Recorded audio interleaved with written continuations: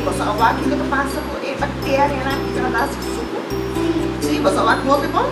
Fica tu passa?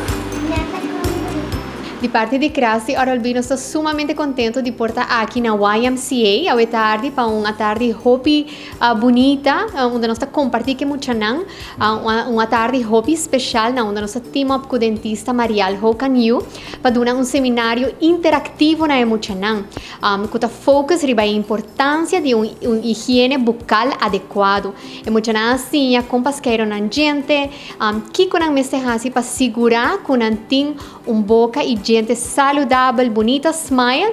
Nós estamos contentes e agradecemos a dentista Marial Hokanyu. Também nós culminamos a tarde com o que é surpresa na Emuchanan. Nós temos a visita de nos Miss Aruba, senhorita Kiara Arons, que é a brand ambassador de Crest. Também estava presente para entregar turma um kit de Oral-B e Crest. Turma recebendo pasta, isqueiro de gente eletrônico e assim não por praticar na casa tudo o que nasce awe de mandi dentista Marial Hokanyu. Eu estou aqui junto com o Crest na YMCA Dakota. Caminha com nós dona workshop tocante a importância de limpeza bucal. Emocionado da hobby contento de Wakmi, natura corre bem brasami, nós logra saca potrat e mahaya saque da hobby great.